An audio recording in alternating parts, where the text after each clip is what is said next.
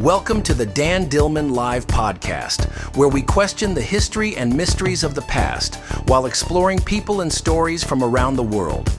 Join us as we delve into everything from hidden treasures and ancient secrets to the unexplained phenomena capturing our imaginations.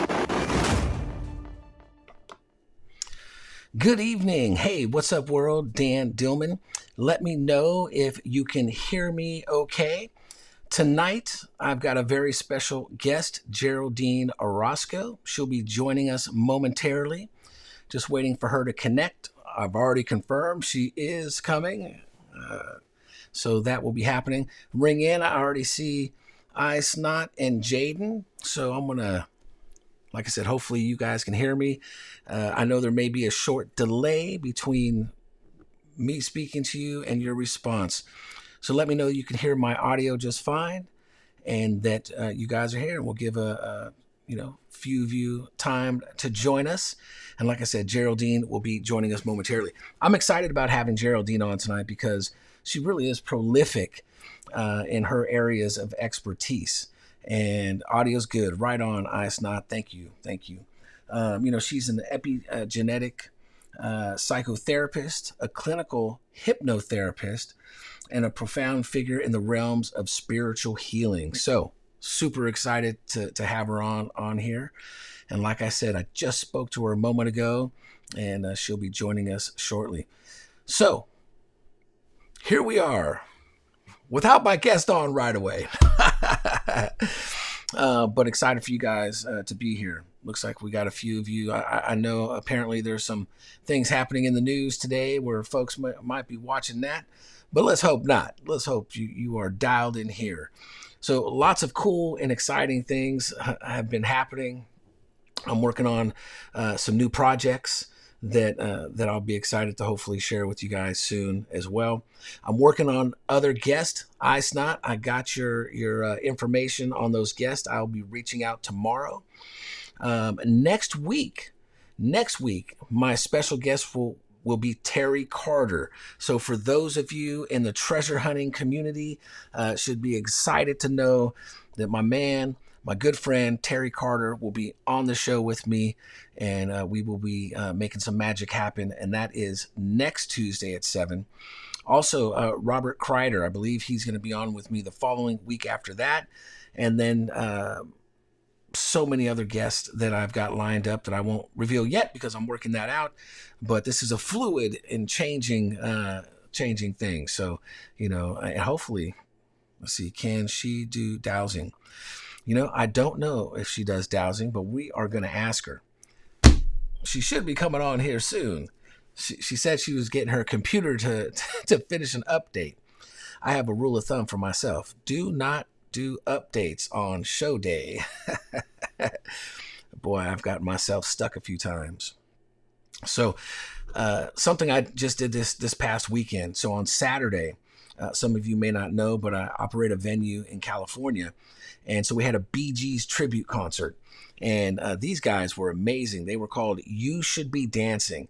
These three white guys, young dudes, by the way, were just fabulous. The band was awesome. They were phenomenal. They were hitting those falsettos all night long. I encourage you guys to go look those guys up. Great. You better start early. So, just a few things. Man, she ought to be coming on here. Look, has she stood me up, guys? No. Let's see. Let's see if she has messaged me. Yeah. She said give her a few minutes.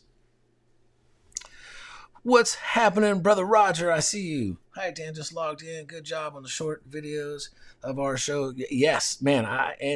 For some reason, those shows aren't releasing to my main kind of profile. I've got, by the way, some of you, I don't know if you know this or not, but I have my Dan Dillman, which is kind of like my personal public page on Facebook. And then I've got my Dan Dillman page that is another one.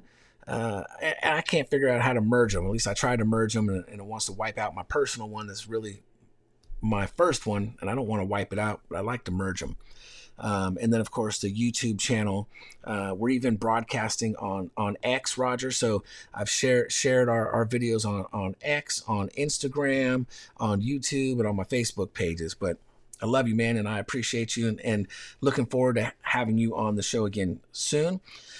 I'm also speaking with a Lakota medicine man, and so his name is Merle. And so I plan to have Merle on the show soon, and we'll be speaking about the Lakota indigenous ways as well. Did Dan get burnt? What does Dan get burnt? You mean my face? You don't do Facebook. Right on. No worries, man. YouTube is my main spot for sure. And, and I appreciate that. Yep. So just to let everyone know, because some of you may be seeing some of the chats, right? So in the chat, if you're on YouTube, you could see the other people ringing in, like I Snot and Re-Indigenizing Minds, my brother Roger Colty. And so you might see theirs, but you might see me responding to other people. And that's because that stream might be coming from a Facebook stream. And so that's why you may not see those things. Tonight, if you have a question, make sure to put a Q in front of your question. And I'm going to do a few tests because I've got these features here. Let's see, where's my mouse? And let's see if I can make this pull up. There we go. So yeah, so I'll even do my best to put your questions on the screen real quick, right? I'm trying to advance the production any way I can. But you guys say audio is good. That's awesome. And I need Geraldine to show up. And plus, she's got another show tonight. So she's probably stressing out because she's got her computer doing updates. But the things that we're going to cover, have you guys looked into Geraldine at all? Hybridmother.com. She's got heavens of a story and quite experienced when it comes to spiritual healing, when it comes to being a hybrid mother. I know what that means. Do you know what that means? Thank you around the world. Let's see. Don't do Facebook. What do you mean here, iSnot? Did Dan get burnt? Me? This Dan? Oh, or your other Dan who you're telling me to contact. Anyway, let's see here. I better have some backup plans about what to talk about, so I'm not just sitting here wasting your guys' time and making you hang out for nothing. Do you have any questions for me? Fire away as we're waiting for Geraldine. And if you do, great. And if you don't, well, hell, we got to wait for Geraldine. I don't want this to be boring, right? Let's see. He probably knows David Pallades. Who knows David Pallades? Ring in here. Ring in. So who watches History Channel and who watches Discovery Channel? I'm curious. Are you guys watching History Channel and Discovery Channel anymore? Out of the two, which one are you watching more? Just curious about that. He probably knows that that's iSnot. Oh. Geraldine burned me. Well, I highly doubt it. She wouldn't have answered her phone the few minutes ago if she was, at least on purpose. Now, is this the universe trying to stop her from coming on this channel and sharing some of her experiences? Man, that would be whacked. And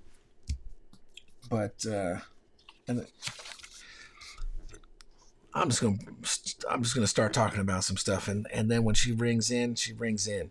So DNA reprogramming. Who's familiar with DNA reprogramming?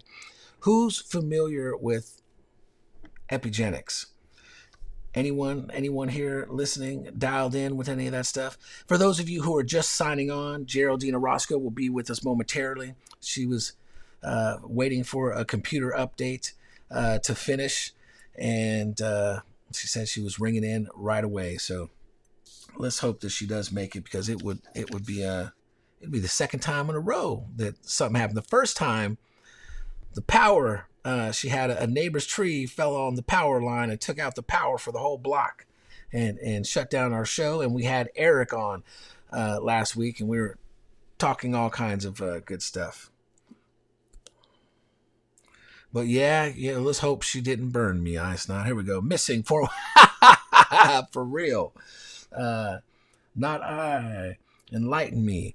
So I don't know which part not you haven't heard of. But DNA reprogramming. So I'm going to share with you some spiritual concepts, some spiritual revelations that we can reprogram our DNA. And so, you know, make it very simple. I guess I'll touch on it from another way. We are made up of cells, right? Our cells are made up of millions, billions, trillions of cells.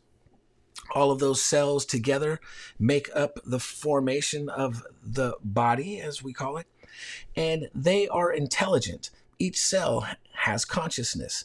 And so I'll just share from this perspective. Have you ever woken up in the morning? Let's say one day, you have a great day. You go out, you do what you're doing, whether you go to work, you go play, whatever it is, everything was beautiful. You wake up the next morning and all of a sudden you got a backache or your knee's out, you got problems with your knee, or you got something happening to you that was not there yesterday. These things come upon us, but they can leave. So our cells are actively listening, and we can speak to ourselves. We can speak to our body parts. And so this, in a way, this is not exactly the DNA reprogramming that Geraldine probably talks about, but it's at least getting me started here going while we're waiting for her. Chris Davis says he follows epigenetics. Sweet. So let me finish this thought because I'm good at drifting off. So we can speak to our body parts. They are our friends. We're working together collectively to have this existence in this earth realm. And so I speak to my knee. If my knee was hurting today, I speak to it and say, hey, listen, we're good. We have eternal cosmic energy flowing to us to regenerate and renew. And so everything in my reality has to do with the things I speak. I think Geraldine is ringing in. Stand by. Geraldine, let's see. Bam. Can you hear me okay? Praise the Lord. Can you hear me, girl? Can you hear me? Yes, I can hear you.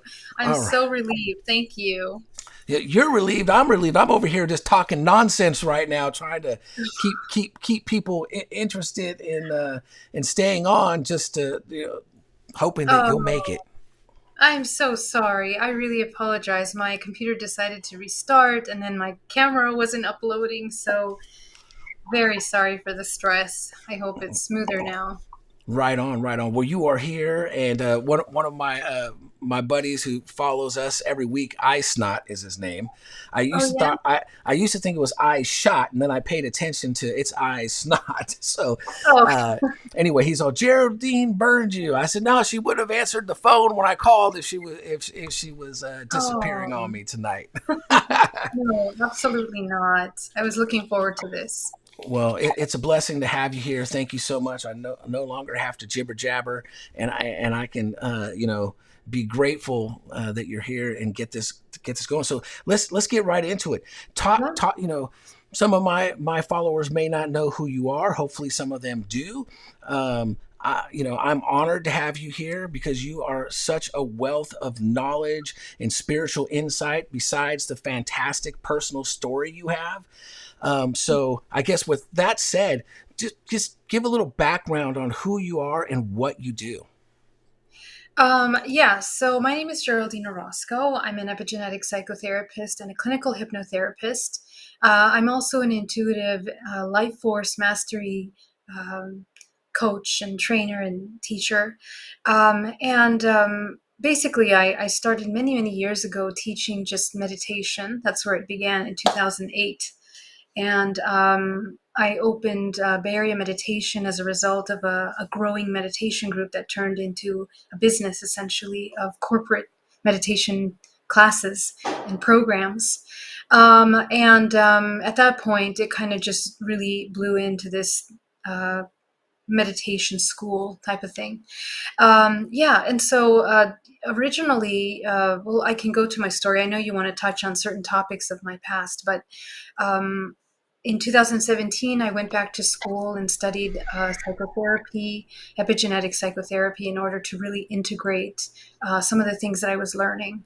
And in 2013, I had this incredible life changing experience that transformed my life after going into a retreat for 4 months.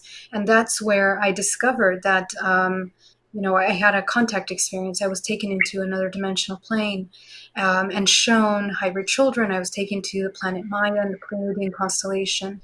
But as a result of that experience, I activated psychic abilities, and I was able to see the entire multidimensional field of the human, and I understood the connection between the energy body and DNA.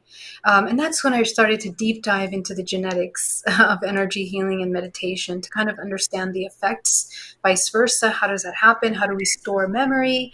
How does DNA play a role? And what's the connection between DNA and our soul, essentially? Because we are multidimensional beings of consciousness. And that was my primary initial question that kind of catapulted me into all of these fields. Wow, wow, super super deep. It's like all the little areas you spoke on. We could just run down this path, and I want to hear more.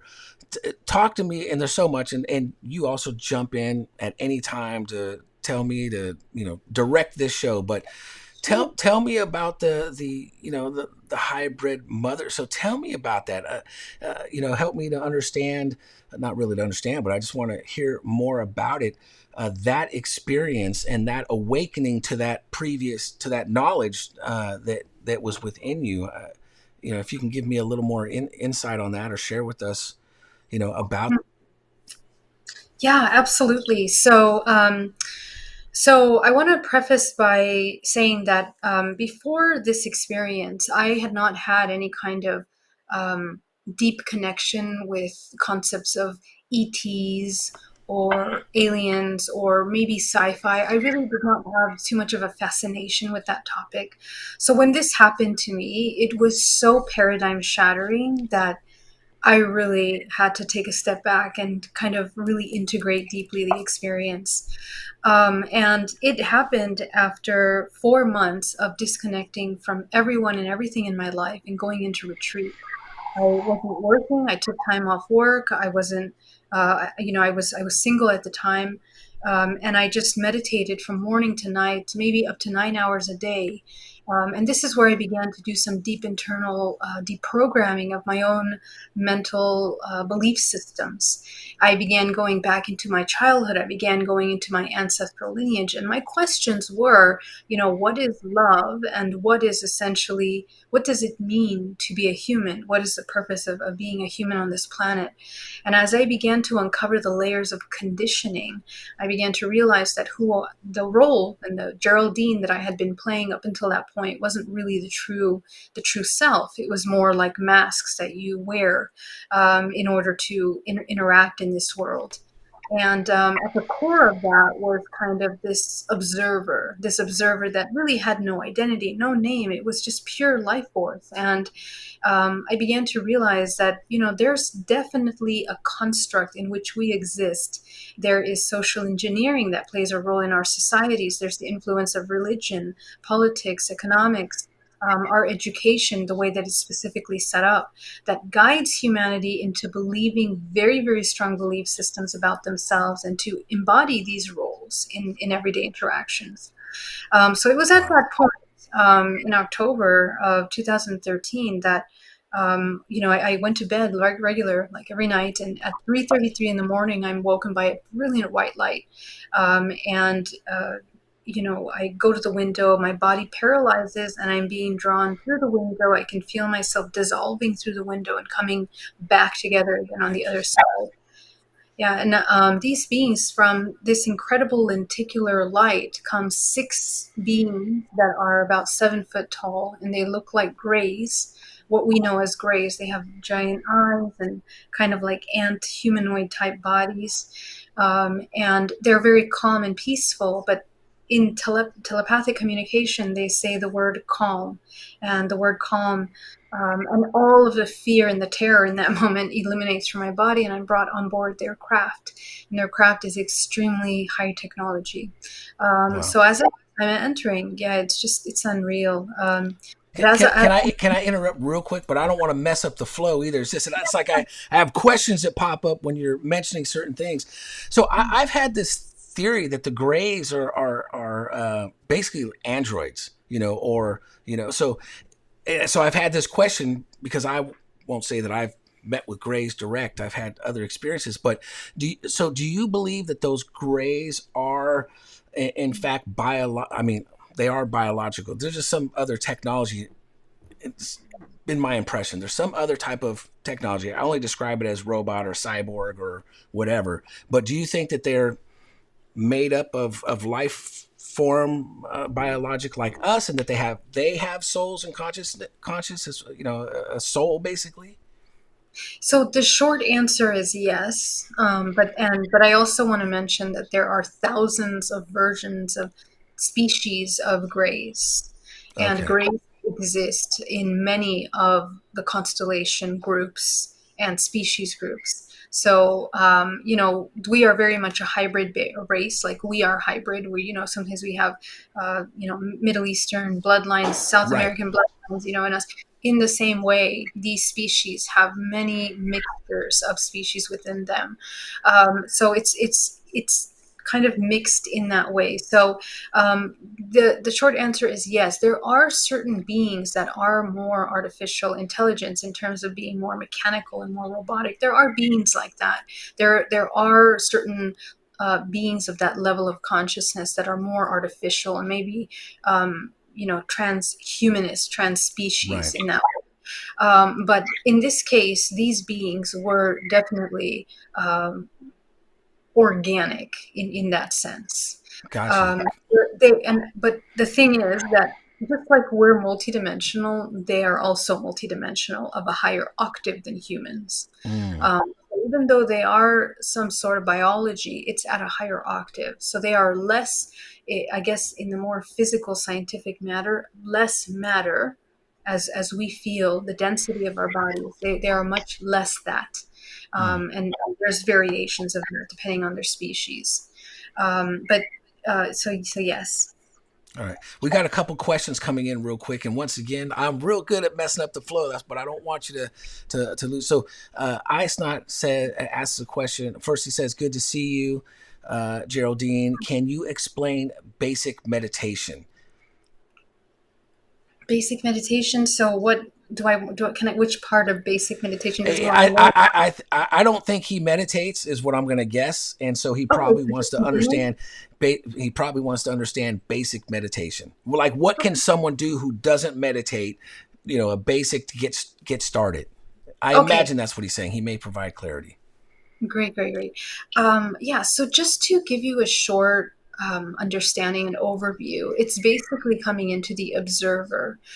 It's the non judgmental observer. It's the cultivation of the 0 point, as I call it, that we come into a state of non judgmental observation of our internal process. So, psychologically, our thoughts, our emotions, which means that we have a regulated nervous system. And that regulated nervous system also means that because we are bioelectrical, we are highly conductive organisms. So we also become highly conductive. Our bodies are functioning like vortices, and when you embody the 0 point, there's this incredible implosion that occurs, and that creates a powerful spinning motion in your energetic field. So you're learning how to spin in a centripetal way. That's the 0 point essentially. So yeah, if you can train that externally, non-judgmental observation, you kind of embody states of non-attachment, kind of exchange of your life force with your experience externally, rather than an attachment and total entanglement with your surroundings. So to make it in short, that's what I would explain it to be. Got it. And he did jump on here and clarify that that is what he wanted to know. Apparently, he Excellent. doesn't. He asked another question. He asked if you're single, but you don't have to answer that one, or you could answer that one, so he doesn't ask again.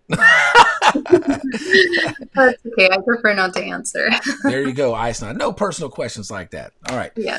Um, so something I just want to jump in and also say is that it's interesting that you were brought through your bedroom window. I've told a story for years about an experience that I had that we were sleeping. The wife and I were sleeping in our bed, and a rainbow light was came through our window, and it lifted us up and it brought us through. And probably the word that you were used, dissolve, but basically that we just went through with no problem and were being. But I could witness, so like an observer, I was witnessing us being guided through this light.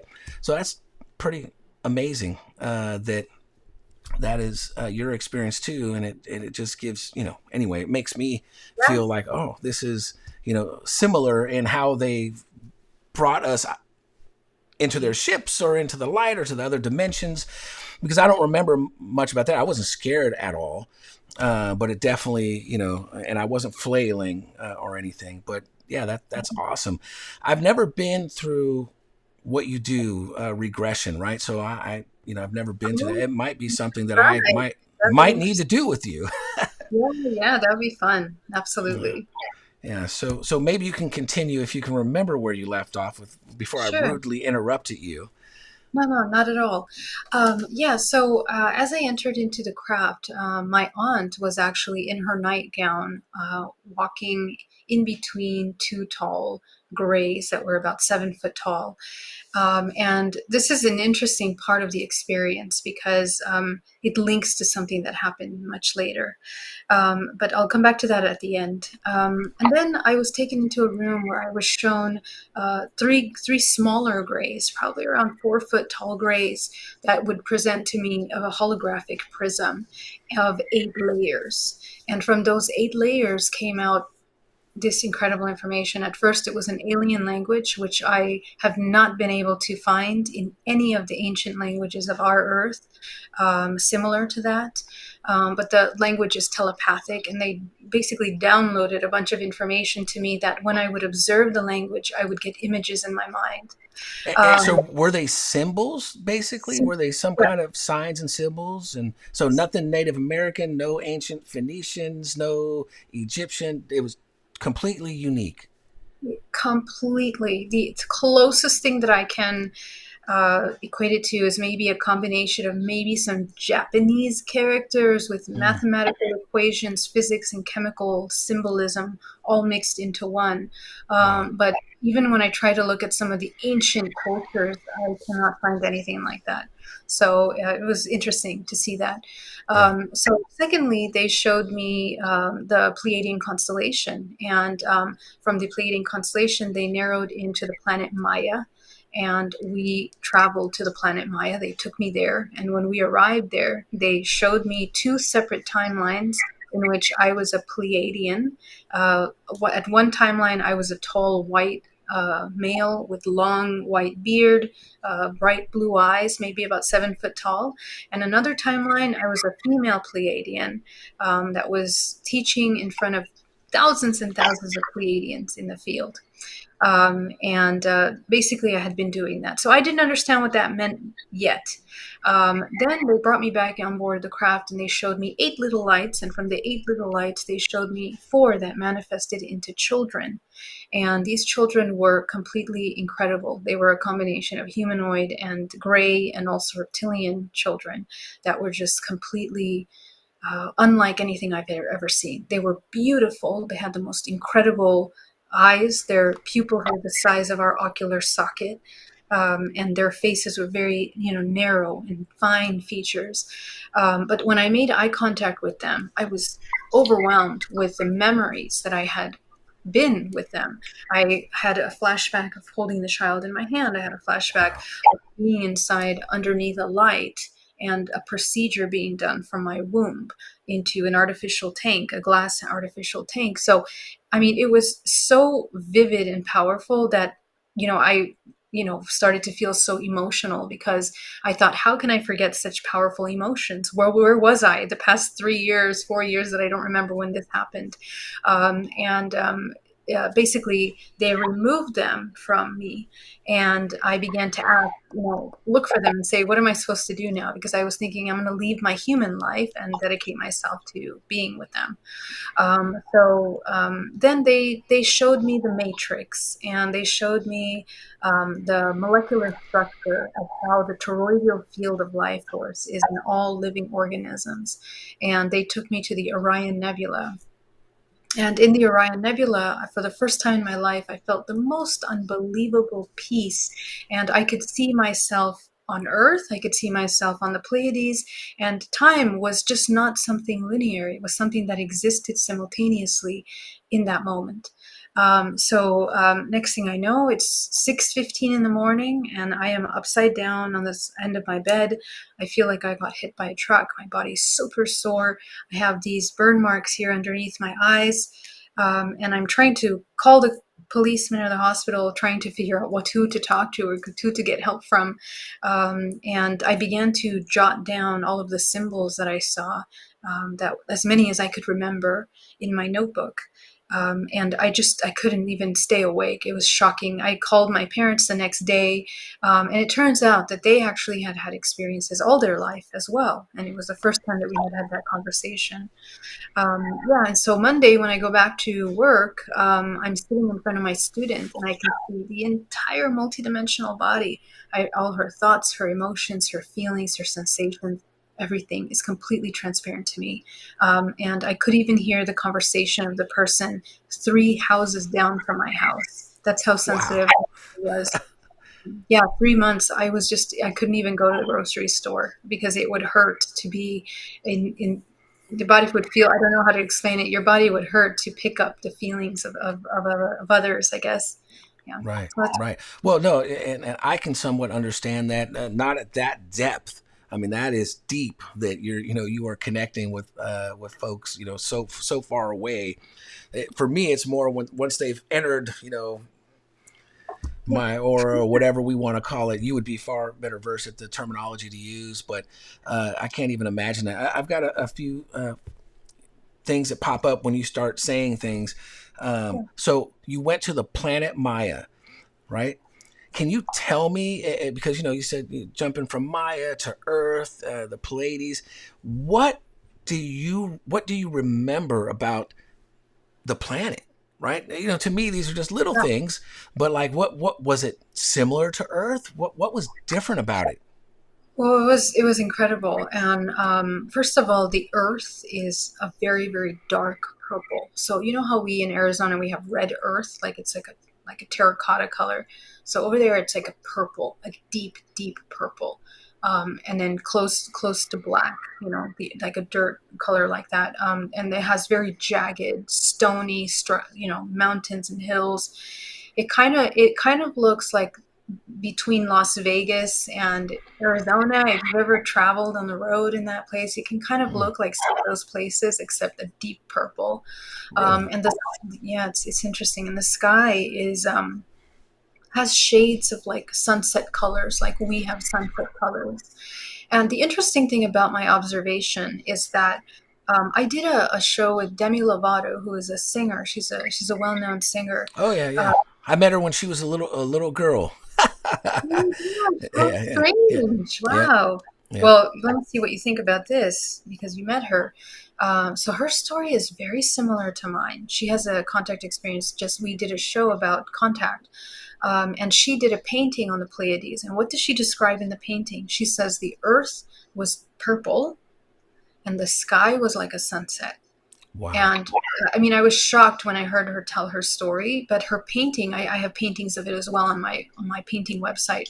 But many years later, in my support group, I have two other people, one from China and one from not India, but like Indonesia area, Hmm. that had the exact similar experience to Pleiades. So there's several people that have tuned in, that have visited the Pleiades and their experiences and have the same kind of feedback.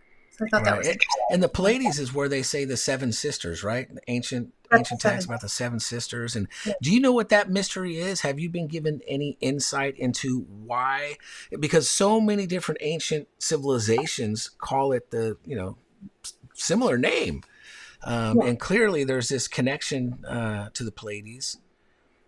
Well, the Pleiades, we're actually quite seeded from that bloodline. And as this is something that, I'm part of my research and my work, that I was shown that the planet, the Earth, the human race, was actually seeded by three main bloodlines, one being a reptilian bloodline from the Orion and Alpha Draconis, and another one being the Pleiades, and another one being the Middle Earth lineage.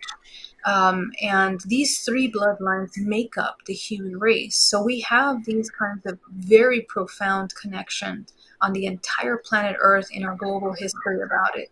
Everything from the ancient Aztecs to the Incas to the Mayans to the To the Aymara, Hopi. Yeah. Hopi, you name it. All around the world, the Indians and Egyptians are very closely connected to the Orion and the Pleiadians. So it's ingrained in our DNA, and we are the descendants essentially of these bloodlines. Right. I like to say ascendants because we ascended Sure. out of. Yes. Well, yes. Yeah. Well, that is magical. I mean, magical experiences that clearly other people are having, but it's just talk to me about. And again, I don't want to stop the flow, but talk to me about how people could, whether connecting with you or what process they could do, because there may be some people watching today who feel that, like, your story really resonates with them. They feel, something is different about their life, or they have a notion that maybe they've had a similar experience as you. How do they go about digging deeper or finding out more about what may have transpired in their life or in their past?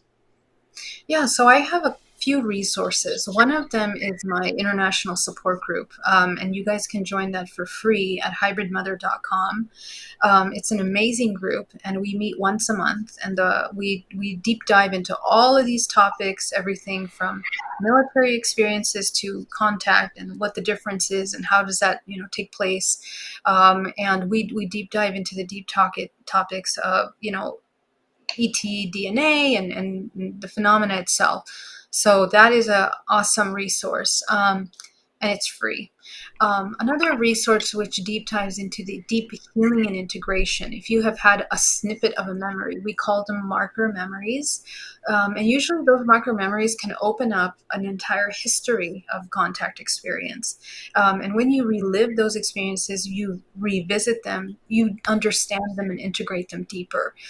What I find is that people can more clearly understand their purpose. They can heal trauma, not only ancestral trauma, but current trauma in their life by integrating these experiences. So for that, I offer hypnotherapy, as we were just mentioning. And it's a three and a half hour session. So we have plenty of time where the client submits questions. They can submit what are the questions that they're asking that they need. And I spend that time to deep dive.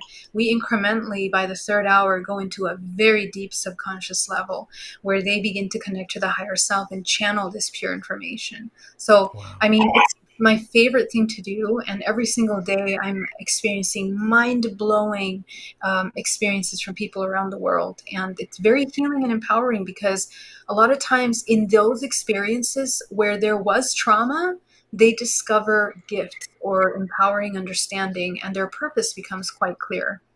So, Wow. yeah. Um, And earlier, so that's great. So, folks, if you're listening, whether watching now live or in the future, Geraldine has the Hybrid Mother. What's it called? Hybrid Mother. um, Yeah. Yeah, there we go. Hybridmother.com. Totally free. And then, but she also offers an amazing service to really get into deep regressions about past history or past lives. And I think that's just amazing that you are offering that, because you went through that yourself, right? I mean, yes. this is how you ended up unlocking more of your past life and history. So, it's a great service. And I thank you for doing that for people, because they need it.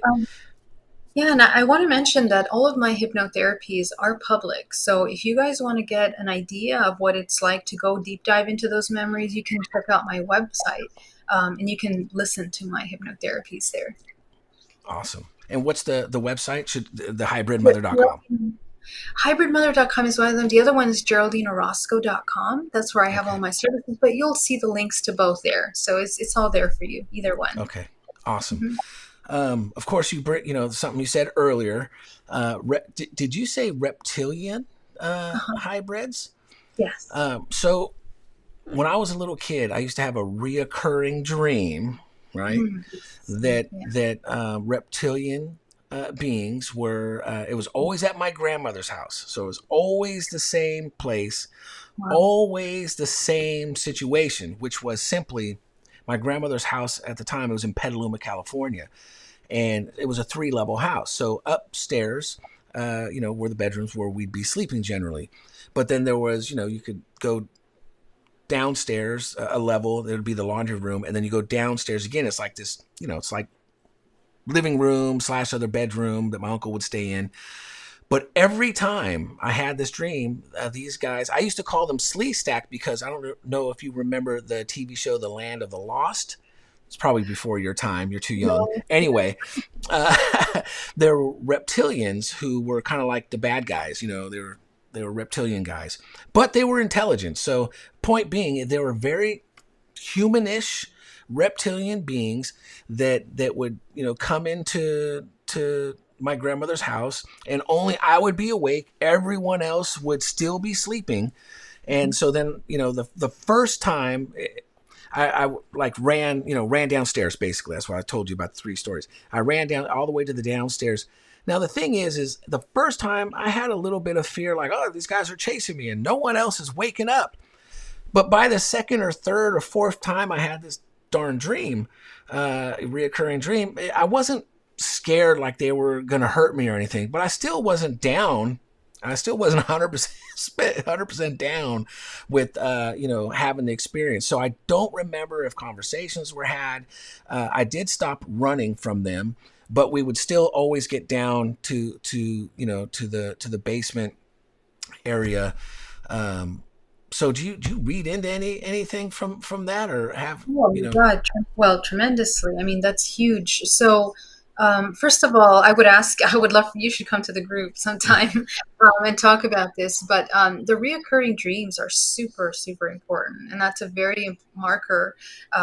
We have these reoccurring dreams, and they are, well, we have to understand what dreams are. Dreams are actually, half of our life is lived in dream state. And we think dreams are just fantasies and illusions. But in reality, we are entering other dimensional planes in our dreams. We are traveling and navigating through our astral body.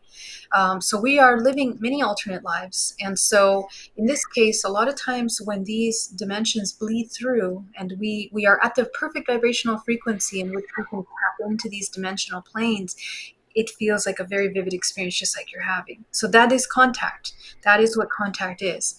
And so, for you, you're having these reptilians. So I would question many things. First of all, are you near a military base? Number one. Number two, do you have military in your family? Number three, is there, for these reptilian, did you feel afraid in those moments? Were you very afraid when you saw them? Did you see their faces?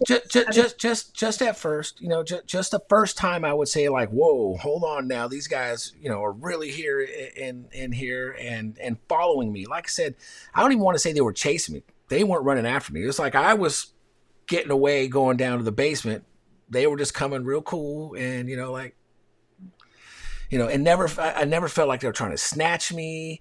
Right? I didn't have those things, but like I said, I just know that at the time I wasn't, from what I remember, because God knows what could have happened in between what I remember. Is Exactly. I just remember, like, I was cool. I would be okay if I didn't have them visit anymore. Yeah. Well, did you have any missing time at all? Do you know if you had any missing time around that time? I had a lot of that stuff going on as a kid. I don't know if you know, but I was born with 12 fingers, 6 on each hand. My grandmother, who was of Aztec and Mayan descent, also was, very intuitive. She was born and got smallpox or whatever, and I went blind as being born. But she was also born with 12 fingers. So we've definitely got some ancient DNA that goes way, way back, just from that perspective. And Yeah. I can run down the list of stuff, but the answer is experiences of all kinds throughout my entire life, and generational. Yes, fantastic. So, in my research, I find that whoever we're connecting with, it's in our DNA. So you have in your lineage the reptilian bloodline, but when I say reptilian, people often think it's something negative. Unless it's combined with military-like experiences, then I would say, that there's interaction with Draco reptilians. But if your experiences aren't really as terrifying or traumatizing, there are many reptilians that are high vibration and that are, high enough vibration where you're interacting and exchanging information that isn't negative to you. So yeah, so it's, and another part of it that's really interesting are the reoccurring dreams. For me, for example, I had a dream as a child that my mother was coming out of a white light holding the hand of this little blonde girl. And in my contact experience, when I met the children, one of those children was a little blonde girl that was exactly the girl that my mother was introducing to me over and over again in this dream as a child. I had it for like 6, 7 years, every single month at least. So they're telling us something.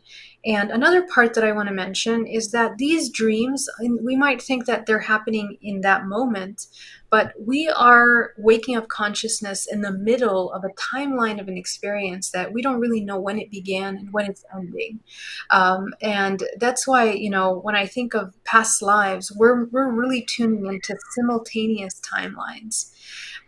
So it would be interesting to do a regression to revisit those beings that you were interacting with to see what is the interaction with them. What is your agreement? What's your contractual agreement? Right? Yeah, So that'd be dope. I would love yeah, to do that in the future, because I've had other experiences too, light beings, straight up spiritual, blue. I call it the kind of indigo, or soft sky blue, indigo mixed blue, straight being, big yeah, eyes. That experience, and of course so much more. When I was like 4 or 5, my dad said that he'd always come in my room because I was talking to somebody, and as he came in the room, and he's saying, "Who are you talking to? Why aren't you asleep?" And I would tell him that I was talking to my friend, and he asked me to describe my friend. I said, "Well, he's this white guy with a long beard, white beard." And then my dad goes, "Santa Claus? You talking to Santa Claus?" And I guess I said, "Yeah, I'm talking to Santa Claus." that's So amazing. yeah, so Wow. yeah, so I've had all of those experiences, kind of nonstop. Your eyes were Uh, wide open since you were a child. Yeah, oh yeah, yeah. I remember being in my mother's womb. So this stories that some of my people have already heard. So I don't want to go retelling the same amazing. old stuff when this Right. is mostly about hearing from you. And I got a problem with interrupting people and talking. So I'm trying to balance that. Um, where else? Because I've got questions. I got Oh more yeah. questions, but I don't want to stop you from. You No, know, please go ahead. Let's jump into the questions. and Yeah. let's make sure I don't have. Yeah, I do have. Well, let me ask. Re-indigenizing Minds has a question, and I'm going to put it on the screen. By the way, are you able to see just me, or do you see both of us? I see just you. Oh, um, all right. Well, let's see. I don't want to mess this up, but let's see what happens. Would you prefer? Is it easier? Some people only want to focus on when we're talking. Other folks Oh prefer yeah. to. Let's see Either if way we. is whatever's better for you. I don't know if this is like StreamYard where you add the broadcast. I don't know how it is. So This is Ecamm Live. Even though okay, have no affiliation, they don't give me nothing for free. I pay for it. It's a really awesome software. Let's see, interview. awesome. So here's the other choice. And did it change? Did it switch? Do you Yes, pref- now do you it's two do you prefer people. this? Do you prefer Either, this, or either way is fine. Yeah, either way well, is fine. whatever you prefer? Is it This is perfect. It's Okay, totally fine. cool. Right on. All right, so we've got a question from Re-Indigenizing Minds. My beautiful native brother, Roger. Any experience with hypnotherapy dealing with missing time and UFOs is his question. Do I have any of those experiences? Is the I question. believe yes, because it's a question, and he shouldn't be asking me. He should be, yeah, that's for you. Yes, I have many of those. So the first experience was when I was 5 years old, and I was taken from my parents' bedroom. I was playing in their room, and all of a sudden, a white light rises from the balcony overlooking the pool, and the white light approaches me so brilliantly, and I'm just taken on board the craft. And I'm transported to this space where it is this pool of water inside of a mountain where I am naked standing inside of water with a red blindfold on my eyes. And these gigantic beings that are kind of like Draco reptilians are observing me remote viewing some information about a military movement that was happening, of these big plates of black goo that were being taken into, it's what we know now as black goo. Um, but anyway, it's some kind of programmable consciousness discs that are being taken into in a big mountain. And so that was one of the first experiences, but I have many of those experiences. And I want to mention that as a child, I've had a lot of very strange testing of my psychic abilities as a child. I would be taken out of class and I would be tested for psychic abilities many times throughout my childhood. And when I went back to the school trying to find some research on who were the groups that were doing the testing, the teachers don't remember, my classmates don't remember any of that.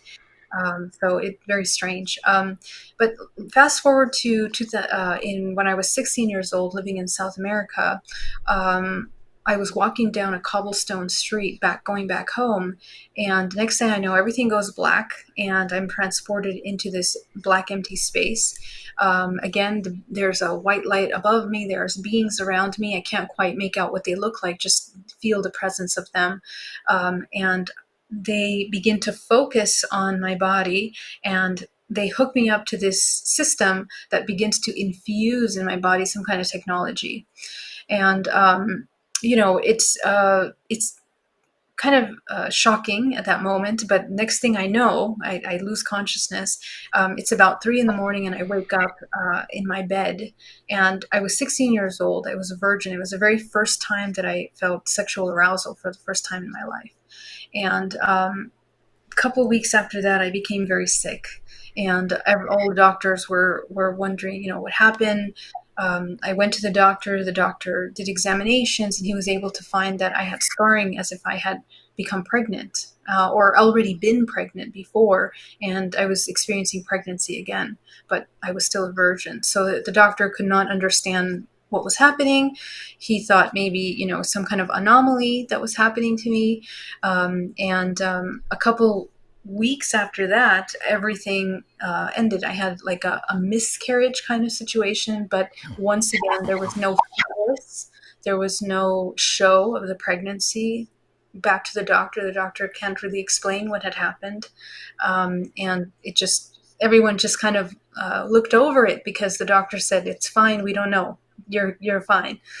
So, yeah. And then later on, when I was 22, another experience that missing time, where once again I was taken on into this strange room out of my current state and where I was, and I was inserted with injections into my arm, and they inserted into my body some kind of a blue internal bodysuit that was supposed to be an artificial womb of some sort, and I experienced an insemination. Artificial insemination, and I was pregnant again.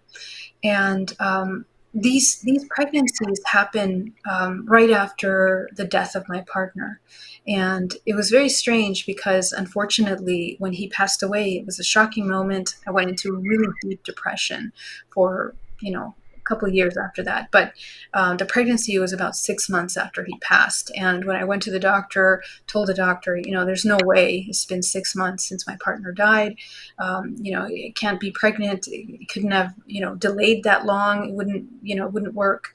And the doctor said, well, you must really want to be pregnant. And next thing I know, I'm having another miscarriage where, again, there's no fetus. And the doctor says it's ovum, and maybe your body reabsorbed the pregnancy because you're stressed out, your hormones are off. That's the explanation. But the funny thing is that even though this happened a couple times, you still don't really connect ETs with this kind of experience. You just don't. You don't realize that your dreams are participatory of your human physical experience. And that was the major eye-opening experience in 2013 when I began to recover the memories of actually being with these children previous times before that. So, yes. Wow, amazing. And on one hand, I imagine for you, was it a little bit scary for you then as well too? Well, I mean, well, the thing is that you have 100% trust in the medical system, and that was my perspective at the time. During those many years of my life, I had 100% trust in the medical system, and I'm following what they say. If they say I'm okay, then I feel that I'm going to be okay. And I don't mix the connection of the dreams where I'm having this phenomena happening to me with that. I'm thinking it's completely separate, right? right, Until later, when I'm actually on board the craft and I begin to see the results of those experiences, the children actually have manifested, have been born in another dimensional plane, that I begin to link the dots. And when I began to research this, after my experiences, actually thousands of women around the world are having these kinds of experiences, not only women, men.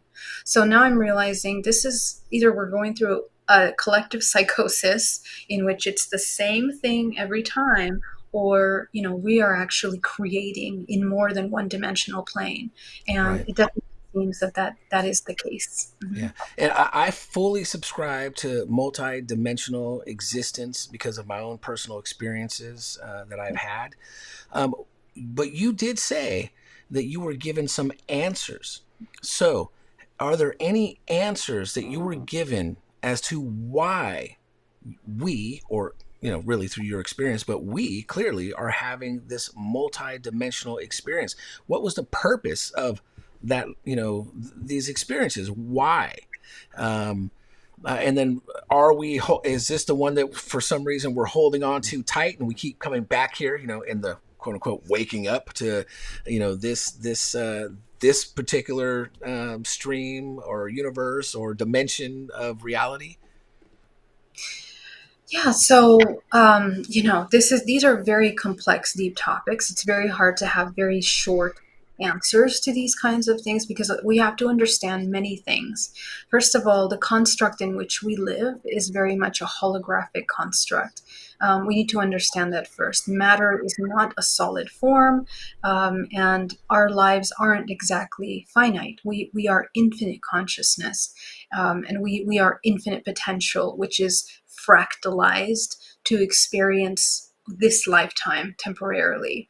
But we are also fractalized in many dimensions, and we're living alternate, simultaneous lives in those alternate dimensions, simultaneous to this one.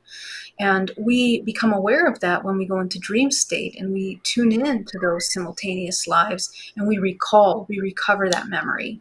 So, something that's interesting is that the more conducive we become bioelectrically, our organisms, the more we begin to recover memory. And this is what the ancestors from the Hopis to the Indians to the Egyptians have all talked about: walking in dream state, preparing for death, which is essentially you becoming lucid in your dream life. And you experience a death process every night when you are, when you are leaving your body in the astral plane. You leave the body, you detach from the physical body, and you experience many dimensional planes. So, in that same way, we are co creating simultaneously. And the power that the human has is to come into the present moment, in the 0 point, to begin to affect, as we evolve in the present moment, we begin to affect all these fractals of ourselves that are moving multidimensionally, essentially. Yeah, no, badass. But did they give you any particular? And like I said, it's way deeper, and so I know I'm asking for simple answers. I'm a simple man. Um, did they give you any understandings of why are we not just in the higher spiritual realm, the one dimension, multi dimensions? Because I start getting into, once again, simple questions. Like, I love my wife dearly, like she's my eternal partner. I do believe that we've been together in other lives, even that, right? But I'm like, why? Now my simple answer to why is, it'd be boring not to, if I was just totally in my Zen space forever. And so this is giving me some theater, some entertainment on the multi-dimensional level. But have they said anything specific to you in that area? And if not, if it's too deep, if it's too much, forget that I asked. Yeah, I mean, they have, and so that is the answer essentially. We Okay. exist in many dimensions simultaneously, and so we experience free will, and we have a choice. We can choose what we experience, for how long we experience, and why we experience that. We can choose to become conscious of that, or we can just play, as per se. We're just creating, we're just experiencing. Mm-hmm. And that's something that, once we really, really understand that, your life experiences begin to change and you don't see things as traumatic or painful or detrimental to yourself. Every experience is a potential growth. And that's something that they are very adamant about, that the human, when they apply their free will and when we begin to integrate these fractals of ourselves, we have little snippets and visions into more advanced civilizations that we can anchor into the planet Earth. And that's something that we're going through a major growth spurt right now. The human race is a very immature race. We're still learning how to navigate this physical body. We're learning how to be in harmony with nature. We're learning how to be in harmony with interdimensionality. So we're growing and we're learning, but we're very immature at this moment. So Yeah. we're just evolving. Our level of evolutionary process has failed many times on this planet. We've reached high levels of civilization, high levels of technology, and right at that point, when spirituality meets technology, the civilization falls apart. And they have seen that for many generations on this planet Earth. So we are definitely not the first ones. We see the remains of all the ancient civilizations that have reached that pinnacle point. And the hope is that right now, as we're entering into period 9, which is a potential timeline of transhumanism, that we begin to reconnect with nature so that we can get over this learning curve into a higher octave. And I think that that's their primary message, is to wake up consciousness and to go in that direction. Right. And it sounds like these, can we call them interdimensional beings? Can we call them that? Would they be just considered interdimensional beings, Yes, or that's what I feel that they are. Absolutely interdimensional. And there are some people that go deeper into exodimensional, and many other introdimensional. yeah? There's many levels, but yes, I think they are interdimensional. And so clearly they're living outside of our normal time and space, and somehow capable of operating within the multi dimensions that we're existing in, to have even glimpses of, to tell us, basically, to be as kind of like watchers or something, to be able to tell us, why we're going through these things, and you used to be this and you used to do that. So somehow they have, clearly, are living at some other level of existence. And have you ever gotten any idea of how old? Like, are you speaking with a specific entity, or I got so much. I have no formed. As you can tell, I'm just trying to form my questions as I'm going here. No, it's great questions. Well, let me answer your questions as best as possible. Consider that we are a hybrid race, and that looking from these ancient civilizations and the merging of ET consciousness with Earth beings since the origin of time. Okay, so we look at the Book of Enoch, Emerald Tablets. We can go back to all these ancient scriptures that talk about the union of the star people with the humans. Okay, so there are many bloodlines here, species that are combined that make the human race. So that's the first thing to understand. Time is very much a human construct, Right. very much a human construct. So that's something that we also need to understand. They don't operate on that time, way. Neither does this construct. This dimensional is very much interdimensional. We're moving through many dimensions at once. That's how we can tap in to different levels of information at once. But essentially, these beings that have existed so many generations on this planet, they talk about how we are the ancestors. We are not the ancestors. We are the uh, we're Descendants. the descendants. Sorry, Yeah. yes, the descendants of these hybrid races. So it's in our DNA, and what my research has found by working with several families that have had contact experience, they are deeply connected to specific family races. Like, for example, some families will be connected to Pleiades or Lyran, and they all have stories to tell from the grandmother, grandfather, mother, child, granddaughter. All of them are having contact with similar beings. Like, they all see blue beings, or they all see Lyran cat beings.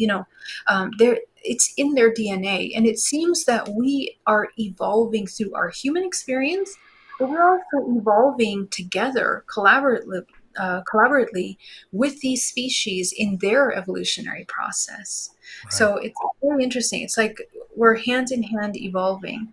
And sorry, what was your other question that you asked? The Heck, last one. I don't remember. Oh, it's really interesting. It was a good question. I know. I'd have to go back to watch this later to say that's what I wanted to know. Really quick, while we think about that, I've got some comments and some questions from folks. Okay, great. Let's make sure. Ice Knot says she's a hybrid from South America, like the redheads in that area. He also said sorry for your loss. That must have been earlier when you were talking Oh, about what you had yes, gone it's through. okay. Thank you. Thank Um, you.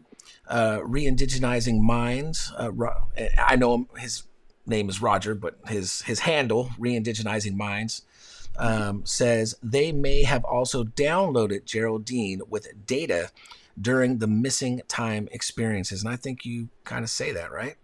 Yeah, Um, absolutely. Mhm. and then Ice Not wanted to know where in South America. I don't know if you want to. Where in Where South it's America? I guess you were that you that lived. time? Yeah, Yeah, Bolivia. Bolivia. So my father's line is Bolivian, so it was in Bolivia, and there's a Okay. lot of contact back there. Also, a lot of contact. Cool. Then Tammy says, mine goes on. And then finally, I shake my head and get up and say, no more. And then she says, they're real. Yeah, what does 3:15 mean? So maybe she keeps waking up at 3:15 a.m. Obviously, I need to try to pay attention more so that those questions, I can line up the questions at the time of what we may have been talking about. But we'll jump right to our last one because you woke up at 3:33, which is pretty magical. Just going off numbers, and it seems to be that some call it the witching hour between 3 and whatever. So, is there any meaning for Tammy for the 3 a.m., the 3:15? Yeah, well, numbers are very personal. They have very personalized message. Every single number has a meaning. So that's the first thing that you want to pay attention to. Second of all, the interesting thing about my contact is that it happened when I was 33 years old that I began to Mm. completely change my life. Girl, you And can't be but 29 right now. Thank I'm you. sorry. That's nice. Yeah, so pay attention to the numbers. Numbers are really important. Notice when you're having the experiences, not only the time, but the date, the moon phase. There's a lot of reasons why. Because we are a fractal of the universe, and in our body we hold the entire solar system is encoded in our physical bodies, and there's a lot of symbolism behind that. But 3 in the morning is as a window seems to be a very powerful portal for most of humanity, whether you're in the northern hemisphere or in the southern hemisphere, across the board. That seems to be the time that people are most having experiences. Now, in Taoist medicine, in Chinese medicine, the 3 o'clock in the morning is the time that we're processing, and our brainwave states are able to go into the deepest state of sleep, into potentially gamma, delta, deep sleep states of REM state. So we tend to actually be able to leave our body mostly during these times. So that's something to pay attention to. It depends on your sleep cycle, of course, but it Right. seems to be when the human enters the deepest state of subconscious level at that time. Yeah. Got it. Okay. And she says, yeah, like my mom's birth date is on my disabled plaque, and I had no knowledge of that being. Yeah. Yeah. So Okay. Yeah. numbers are fantastic messages. Yeah. There you go. Gosh, you had said some. Oh, I made a note for myself because you had said this earlier as well. You know, I'm always speaking about inner earth. I think that your middle earth is the same as what I kind of say inner earth, Uh-huh. where we have, I believe there's today, still currently, a civilization living and being in our earth. Is that what you mean by middle earth? Yeah, absolutely. And so this was actually the most impressive part of the information. It was shown to me that the beings, and by the way, there are many dimensions in the earth as well. So there are many species that live in the internal, not just one. But I was shown that it was a red bloodline, and this red bloodline, it was shown to me as what we know as a Jewish bloodline, but not Jewish in terms of the religion, but rather a very ancient understanding of the primitive form of humans that was part of the construct of the matrix. They are the builders of the matrix. They manage and handle all of the main minerals, and they understand the physics and the layout of this construct, and they design the construct. So our human bodies are modeled after these Middle Earth beings, and so are all the ancient civilizations on the planet Earth. And I do believe that there. And actually, your previous question was about, do they live among us? Are they connected to us? So I really believe that aliens are definitely in our DNA, and they are among us. We live with them. We cohabit the planet Earth with them.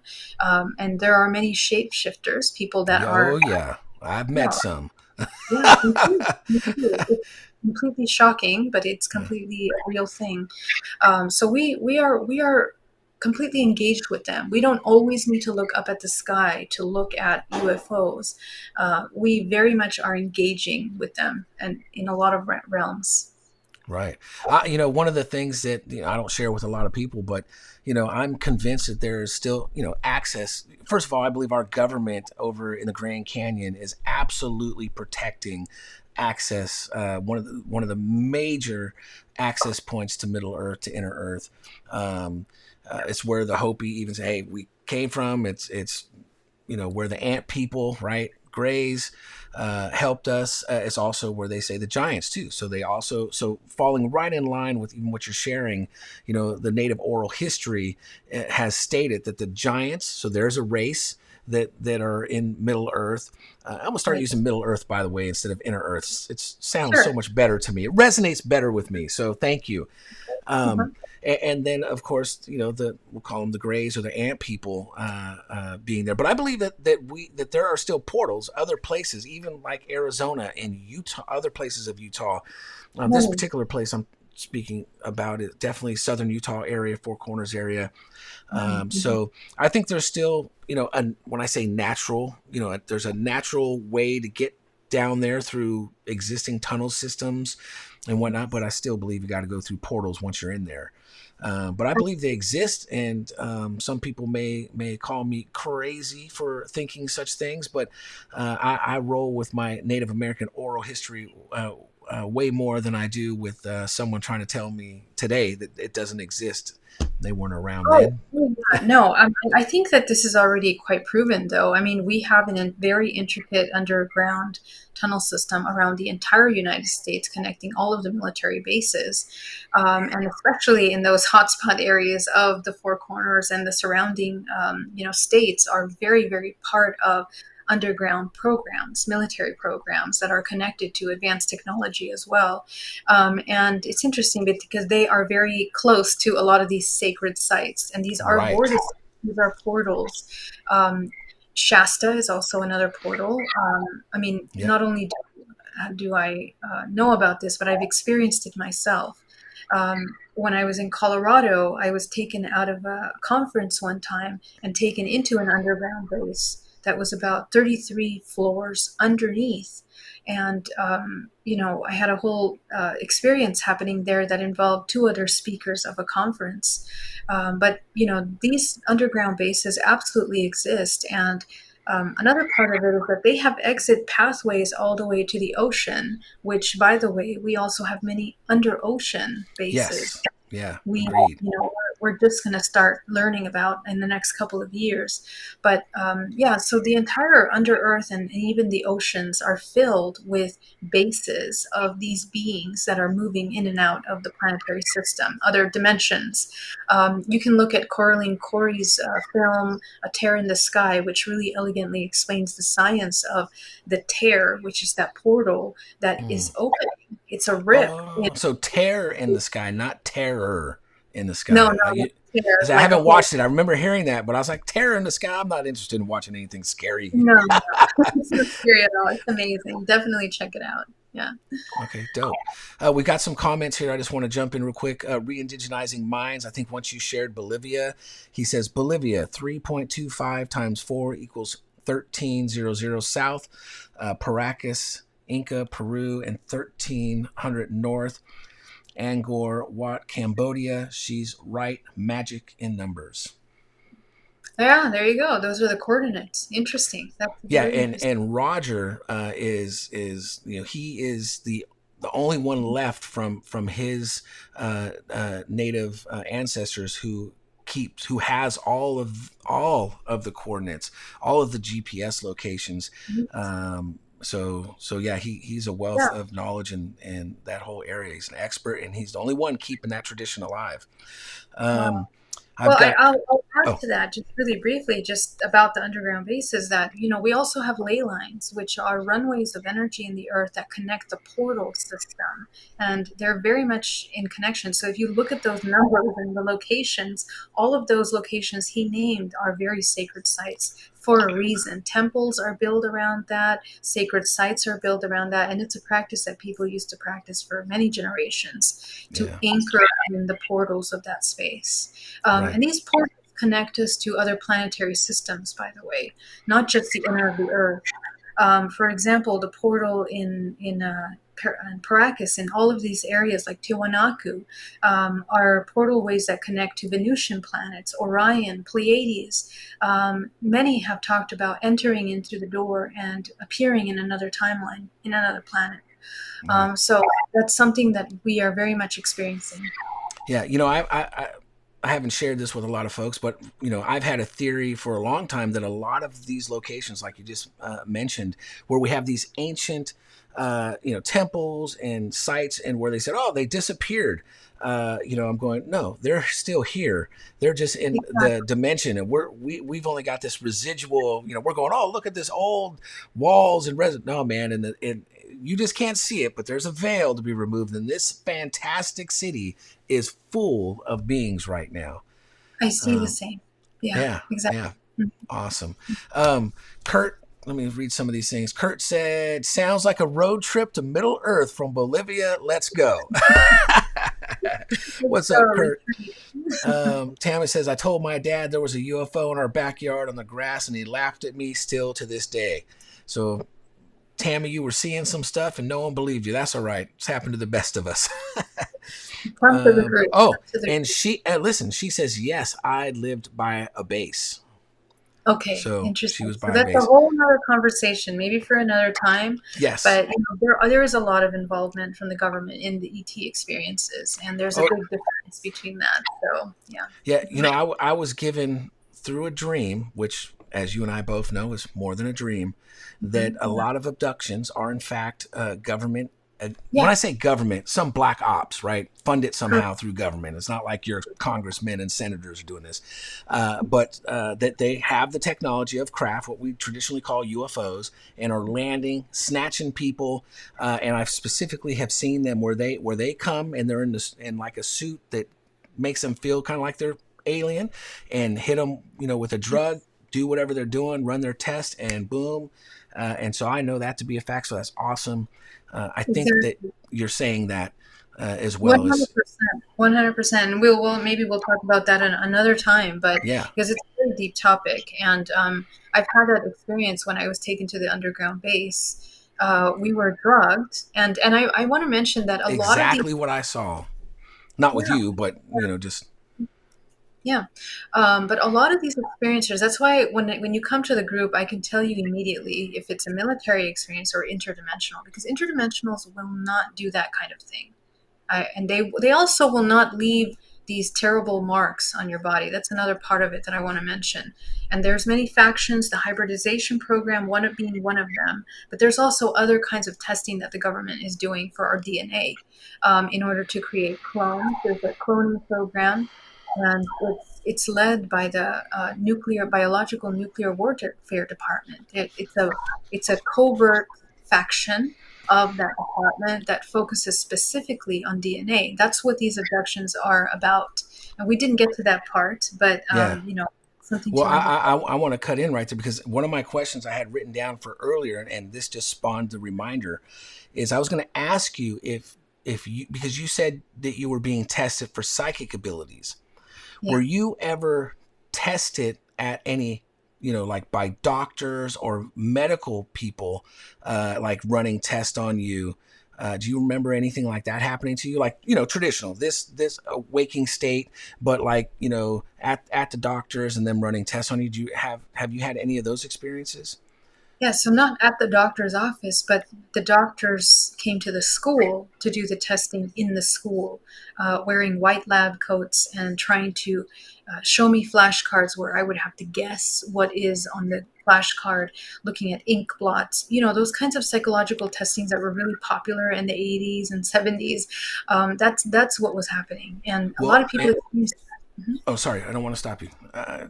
No, no, no, go ahead. Go ahead. Because I had that experience, but I was at, That's so it was Kaiser, the same guys that strangled off my extra fingers on the day I was born.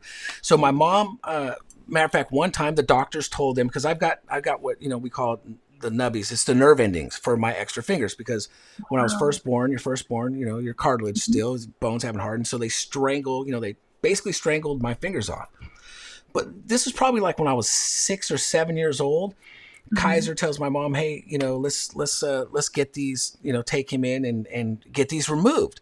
So she takes me to Kaiser, and basically, they make my mom. Every other time I've gone to the doctor, my mom was always there in the room with me or my brother.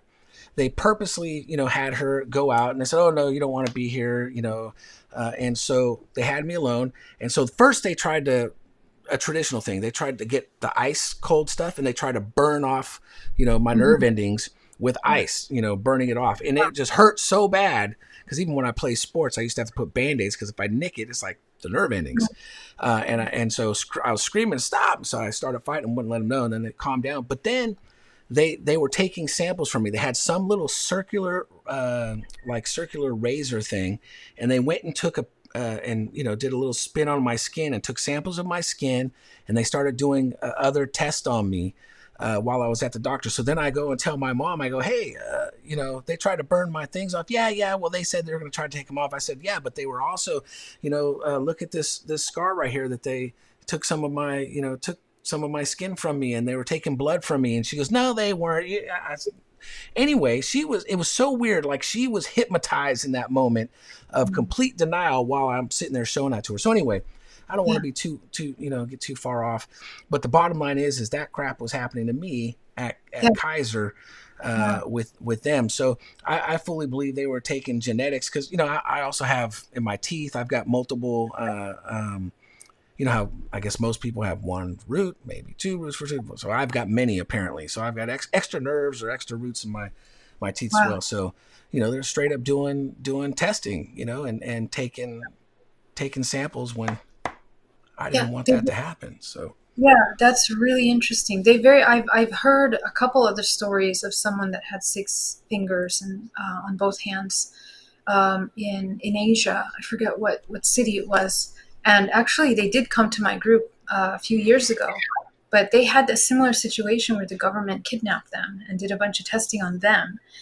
And I do recall reading that there is a certain bloodline of descendants of people that are born with the six fingers, which is very interesting, that are deeply connected to psychic abilities, oh yeah.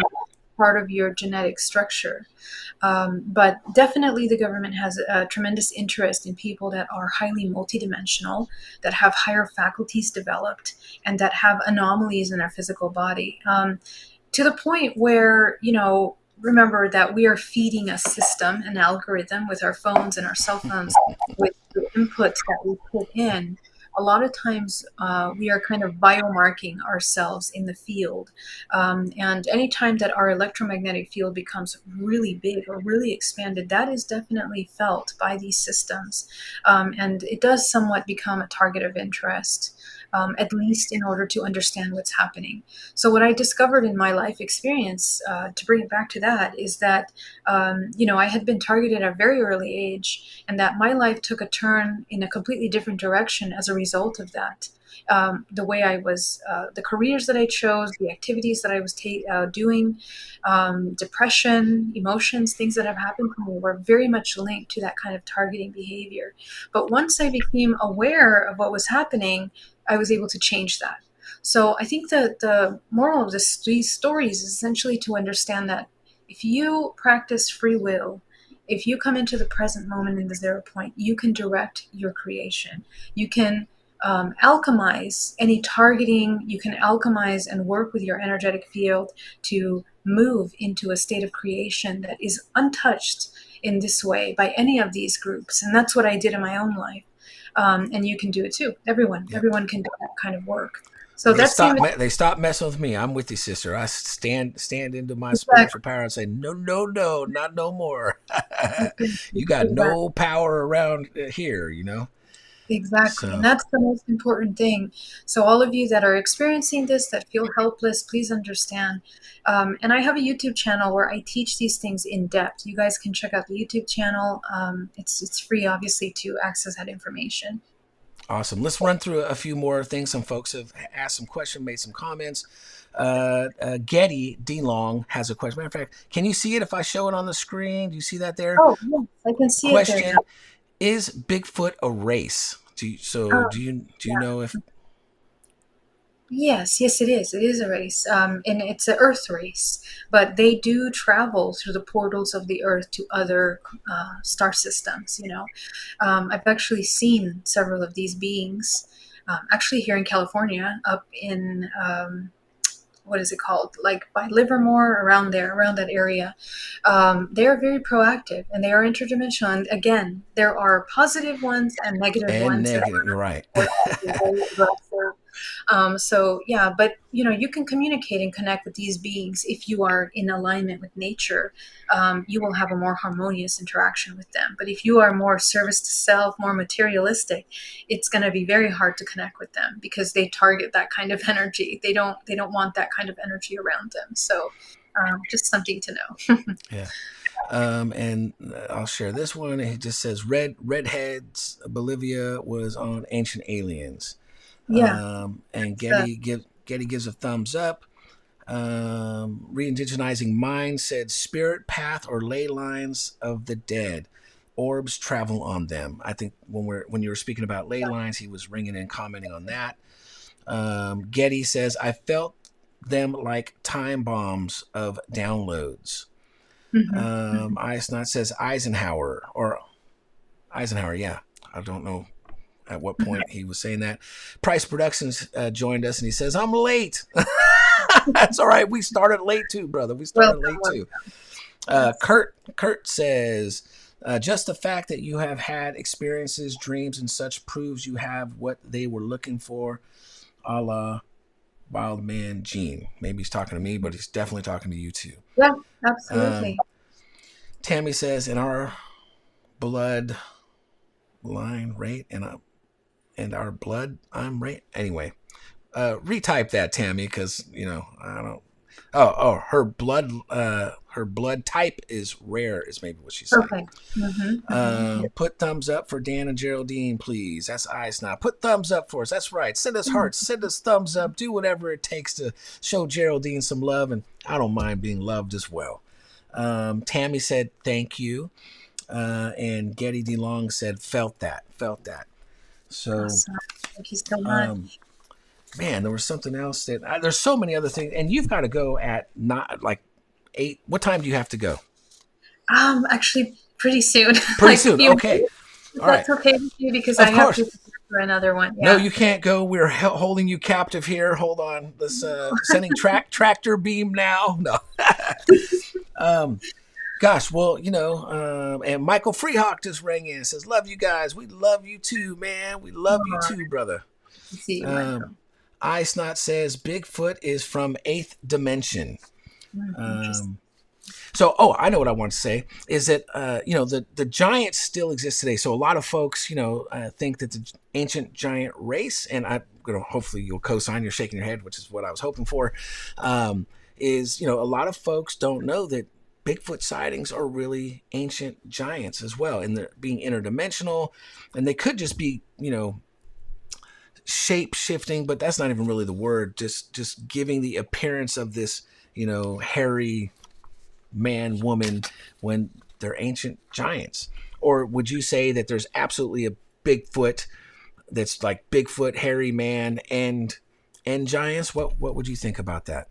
Yeah, I definitely think that there are different species because giants have been found in many parts of the world, from Turkey to Egypt to South America right now. They just recently uncovered a huge area with a bunch of humanoid giant bones. So obviously the government, as soon as they discover those things, they want to just cover it right up immediately because there's, that's a whole nother topic. But Oh yeah, it changes the historic, timelines. It could shatter, the whole Darwinism theory. It would prove that Native American oral history is fact and not myth and legend. So yeah, I'm with so you. much, so much, Yeah, yeah. So the a lot of genetic. Smithsonian probably. Oh yeah, yeah. Well, Over they there. did that in the Grand Canyon actually when they discovered those giants in the Yeah. Grand Canyon.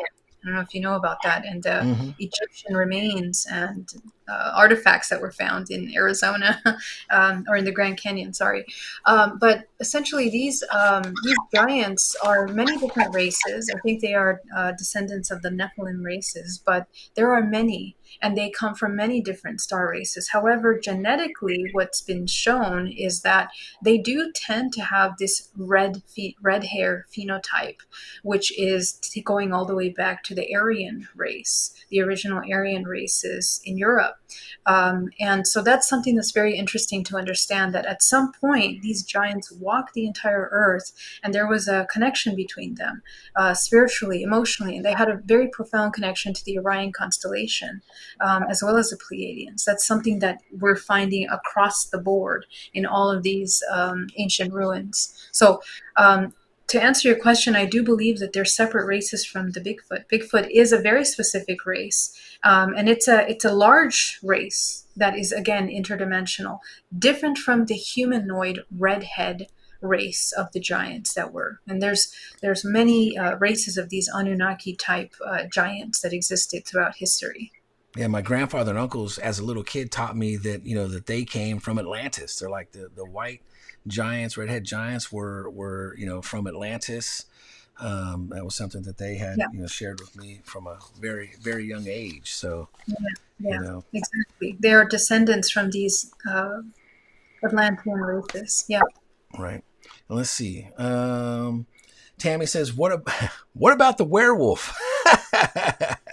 The werewolf. Oh, that one I'm not too sure about. And then Sorry. and then Eisnot, I think he I guess he wanted clarity. Are they from the eighth dimension? When he said Bigfoot is from the eighth dimension, he Well, actually meant it in a question form. Are they from the eighth dimension? you know, yeah, so here's the thing. Our seventh and eighth chakra, which is our portal into the seventh and eighth dimension.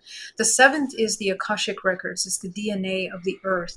And it's within this earth history that we have these earth races encoded.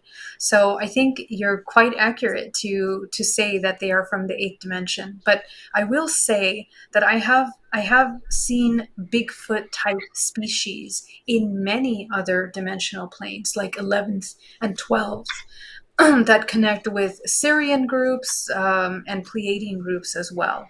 And I'm not sure if they're exactly the Bigfoots that we see here on the Earth, but a similar species to that in other dimensional planes. So again, I just want to mention that we're multidimensional, and we're also we have many species in our DNA. We're hybrid, as these beings are as well. Keep that in mind. Yeah. Good stuff. Getty DeLong says his ears are, I believe he's saying his ears are ringing, and then he asks, "Are crystals important?" Question mark. Yeah, so I think the takeaway of crystals is to understand the minerals and the physics of genetic holographic technology, because crystals are recording information just like trees, like the rings of the trees record the environmental information from every era. Crystals are the same, and it's the same kind of technology that we also hold in our DNA. We store information epigenetically in our body. So crystals function in the same way. They are almost like a fractal of how we store memory. Okay, so this is a bioelectrical memory system. Crystals are tools, and they are a beautiful tool that this planet Earth provides us for healing, for channeling and harnessing life force, directing life force, holding memories inside crystals that we can actually pass down through generations.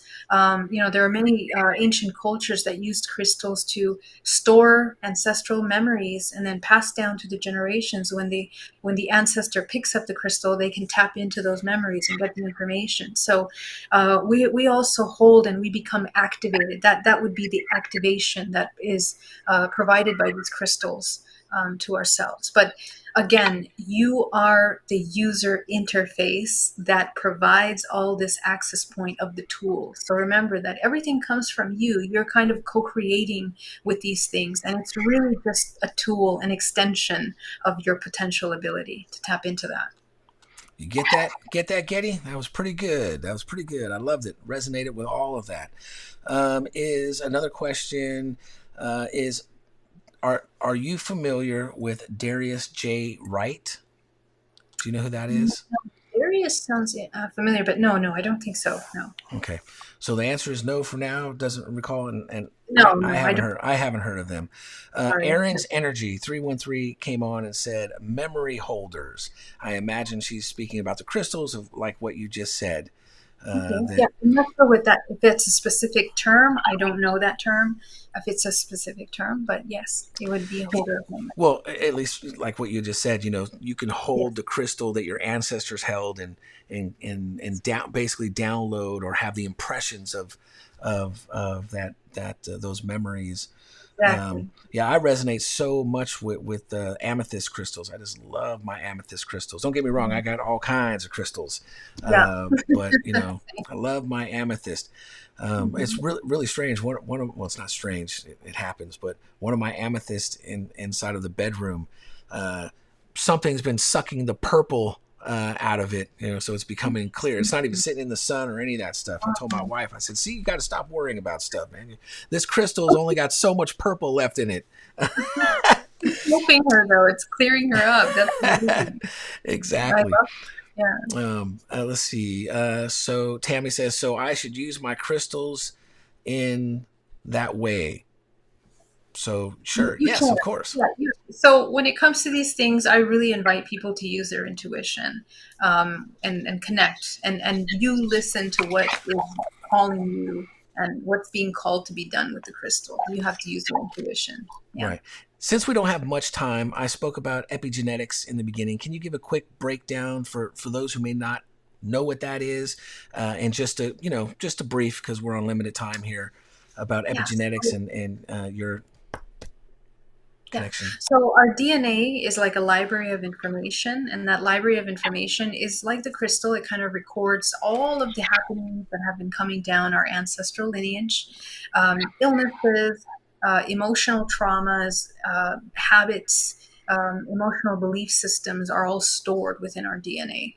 So all of that participate at the time of birth in the womb. We are taking on, and depending on our environment, we turn on and off the genes based on the environment that help promote some of this epigenetic memory. Okay, but essentially, we can look at Bruce Lipton's work that talked about epigenetic work with healing, and what he states from his research, which is phenomenal, is that we are not married to our genes. Essentially, we can turn on and off the genes depending on how we eat, how we feel, how we hold our lifestyle. So the core of epigenetics is understanding that we have a lot more power over this physical organism. We can choose how to maintain health and harmony in the physical body, mind, body, and soul. And the more that we do, the more memory we recover, the more health we can anchor into the physical body. So, epigenetic psychotherapy is essentially focused on deprogramming the trauma that creates an unhealthy environment inside out. And so we want to deprogram that from the genetic code in a way where we turn off the genes that create illness and sickness and turn on the genes that are activating the higher faculties, the self regenerative growth of telomeres, for example. Um, and I don't have time to get into all of that, Yeah, but essentially the growth of telomeres, for example, can promote longevity. It creates a self-regenerative organism, which is very much bioelectrical, and that's the goal of this work, and the focus of my practice. yeah. And what I'd just like to jump in and co-sign and basically say to those who are watching is so just as Geraldine has said, we have the power and ability to communicate with the invisible parts of ourselves, invisible to our eyes, so our cells, our DNA, and how do we do that? So, right, because some people are like, oh, you guys are talking mumbo jumbo. No, we can speak to our cells, speak to our DNA, and I believe, and hopefully you'll ring in here and share your practice. I call it regenerating, renewing, speaking to my cells and saying, hey, and so it's with my thoughts, it's with my words, and it's with the emotions that I'm holding as I'm actively communicating with myself about myself. That's a simple way of putting it, but really speaking to my genes and DNA, to regenerate. Because I was saying in the beginning before you came on, one day you might be perfectly fine. You're walking around doing whatever you're doing, but then the next day you wake up and your knee feels like it's going out or your back's going out. Well, it was fine the day before, and now today you found yourself in this situation. And I encourage folks to actually, so even though you're having this negative experience about a body part or a symptom, to actually speak the opposite of it, and purposely say, my knee feels great. I'm actively regenerating right now. I'm drawing from the cosmic eternal energy, divine source that is regenerating my cells in my knee. So anyway, that's kind of the thing I do. Um, and is that similar to how you would take conscious, active control or participation in your epigenetics? Yes, well, we are bioelectrical. That's the first thing we need to understand. And the charges of creation that we create through the bioelectrical system are emotions. Emotions are the most important thing that we need to focus on. If we can learn how to control our emotions and not be like a candle in the wind, moving at whatever is triggering our reactions unconsciously, that is the cause of major biochemical reactions in the physical body that create stress, anxiety, inflammation, and of course, that is the perfect formula for illness, disease, aging, pains and aches, all of the things that you just mentioned. So if we can learn, see, everything is a vibrational frequency. Your thoughts, your emotions are a vibrational frequency. The core of the emotional body, in the way that you redirect your emotions into, you alchemize it from a negative into a positive. We are doing that through our physical bioelectrical organism. And the invitation is that the more you come into the non-judgmental observation of yourself, your external experience, that you learn to regulate your emotions in order to create a homeostasis. The homeostasis in the body allows the body to come into its optimum function, and that multidimensional body can spin faster. So you're a vortex. When you're full of pain, suffering, traumas of the past, and you live in the past or you live in the future, your vortex is barely moving. It's like filled with all this sluggish energy that can't even move. But when you begin to release that and come into the present moment, imagine that your entire field begins to rotate quicker, and so do the microsystems of your chakra body. So this is extremely important, and that is deeply connected to your DNA. In fact, the Heart Math Institute just made this incredible research about DNA. When we are in stress, the DNA shrinks, it crumples up, it can't even express its full expression. When we train ourselves to come into the 0 point, it becomes harmonious, symmetry, creates a geometry that's really beautiful, and it can come into its full expression. So these are the kind of things that our science is helping to support our spiritual understanding that we've had since the very beginning of time. Now, more intuitively, we're connecting with the science of our physical body. Wow, awesome.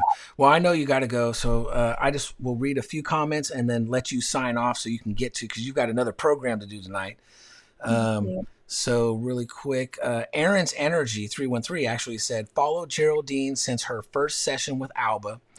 I've always had a session with her. I've also had a session with her. Thank you for sharing your knowledge with the world. Much love. Ice Knot says, can water hold memory? Yes, but she hasn't got time to break that down to you this time. We're going to have her back, though. Yes. Can we program water? Yes, you are water and you can program yourself. Absolutely. Music is protocols. Switch for me. What's your protocol going into meditation? That is so awesome, Getty, because I was going to talk on that, but go for it, Geraldine, if you Oh, just there's want to. so much to say. Yeah, I'm not a music and meditation person. I need absolute silence because I'm very sensitive to frequencies, and music kind of imposes a certain frequency on you, which can be really good if you have ADHD, which I used to have. So music can be a really great tool to help quiet the mind and regulate the nervous system. And I wish there was more time, but I could talk Yeah, for an you hour. got to go. Okay. Um, And well, then I won't even read. So look, everyone, Geraldine's got to go. In fact, she's got a live broadcast. Where's that going to be at? On your website or on your YouTube channel? Spaced Out Radio with Dave Scott. It's on Spaced Out Radio. You guys can check us out on YouTube. Yeah. There you go. So I want to thank you. Hope to have you on again. Yes. First time something tried to stop us last week from getting together, Yeah. and then even it was a little late starting today, but you made it. I appreciate you. I Thank can't you. thank you enough. You're such a beautiful soul, doing great work. And I'll talk for an hour saying how wonderful you are, but you got to go. So, ladies and gentlemen, please Yeah. give some love and some likes and hearts for this beautiful, wonderful, strong, powerful woman who was also a man in another lifetime. Just That's joking true. from what you were saying. A Yeah. Palladian man. Anyway, super duper appreciate you. Hope that you'll come on again. And thank you. Thank you. I appreciate your time, and you are appreciated and loved. Thank you, Dan, for having me on and for what you're doing with this platform. I wish you the greatest success, and I will see you soon. Thank you. I'll Yeah. Okay. Talk to you soon. All right. Bye bye. Bye. All right, folks. So, I just want to thank you guys for coming tonight. Look, it's not a 4-hour adventure tonight, although I wish it was because we can talk forever and ever. Getty, I just want to ring in and say that I absolutely myself, when doing meditation, I've got this absolutely got a few songs, Somewhere Over the Rainbow, the Willy Wonka song, and several other songs that really help. I use it to help build up the emotion that they generate for me, certain songs, and then I drift into the silence with no song. So for those of you who are looking to meditate and find that it is absolutely boring or you can't handle it from the silence of meditation, then I do suggest creating a playlist of only like 3 to 5 songs. Of course, it could be whatever you want, of songs that really touch you emotionally, that really connect with you and really activate, the solar plexus and emotions. So that then in those moments, try to be consciously aware of, actually, even though you're having those emotions, to also try to open up and free yourself from thoughts, but just holding on to those emotions and use them and shape them and cultivate those emotions for positive affirmations, and then getting into the silence. So I just want to share that with you in regards to meditating. It does not just you do not have to start out with that and then listening to those songs that bring a feeling to you. It's good. And then you may find yourself not needing that, or you may find yourself using it all the time. I'm a mixed bag. I do both. Tammy, you say you're full of inflammation. Then I would say start practicing, maybe even get with Geraldine, but start practicing some of the things that we spoke about. And that is speaking to yourself, speaking to your cells, your body, and not just speaking, because speaking things without connecting the emotion. And I point to the solar plex because, when you get bad news, most people call it that bad gut feeling. You have that come across you, and then sad news can be there and here, higher up. And so it's taking even those negative feelings, knowing they're negative, bad news you've received, inflammation you're having, but then taking that, being consciously aware of those feelings. And now, as Geraldine said, being the alchemist to transform those feelings of what were called negative. And now you're saying, no, I'm using these energies, emotions, energy moving, and transfiguring them into the direction and positive ways that you want it to affect your body and your experience. So those are just my initial tips on that. Can she feel other people's energy? Yeah, you missed it, Getty. She said when she first was awakened to this higher reality, that for 3 months Geraldine would have stayed at home because she could still technically feel her neighbors 3 houses over and feel their full-blown energy fields, and that it was just so much coming at her. So yeah, she was, receiving those energies at a very high level. Love this video. Thank you, Chris Davis. Thank you, brother. Chris says, love the video, great job. I like the chaos of it. You must be talking of the music, Getty. And yeah, just because I happen to be listening to Somewhere Over the Rainbow and Willy Wonka's magical song from the original Willy Wonka and other songs that resonate with me, you might be listening to some hard rock and it does it for you. Yeah, there's no rules. Everyone is on their own experience. Ice Not said, what channel? Gosh, you know what? I would look her up real quick. One, she's got her own channel under her name, Geraldine Orozco, but she said she's on some radio thingy with someone right now. And Getty, me too. Tammy, you say I just can't do it. And do you mean the meditation? Try using some music. Try having something that gives you, wonderful feelings. It could be a song as a child that really made you happy. It could even be a song that made you mad. But honestly, I would encourage you to find some, because if you can't just do the meditating without, trying to be silent and do your meditating, then 100% I encourage you to find some music that really resonates with you, and give it a try. You would be amazed. And then breathing and just knowing you're in that moment. You're in this moment, and you're forgetting the past. Don't worry about the future. Don't worry about the past, and be in the moment of those feelings that music could provide for you. That will be a beginning step of meditation. Getty says, yep. And I Snot says, that one. Anyway, guys, this has been wonderful. Thank you for hanging in with me in the beginning until Geraldine connected. Next week is Terry Carter.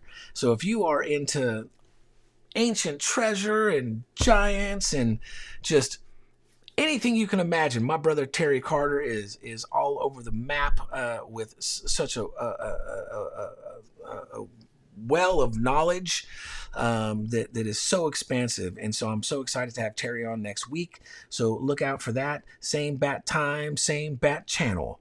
That we will be doing the Dan Dillman Live podcast with Terry Carter. And then I believe that Robert Kreider will be on with me after that. And I've got Merle, a Lakota medicine man that we'll be bringing on the show. I'm reaching out tomorrow, Not to your guy that you sent me the link to, and I'll see if I can connect with them.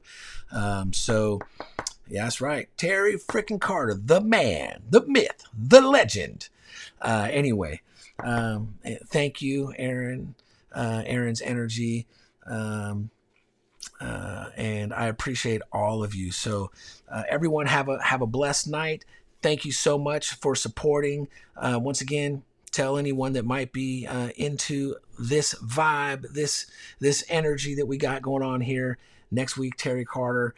Love and appreciate everyone. Wishing you all nothing but divine, eternal prosperity and health. And one of you's winning the lotto. So I'm not telling you to go play the lotto, but one of you's winning, and we're all going to enjoy the millions. But we've already all won the lotto. If we're here tonight, we've won the spiritual lotto, and you guys are my treasure. So thank you guys. God bless you. Have a wonderful night. See you next Tuesday.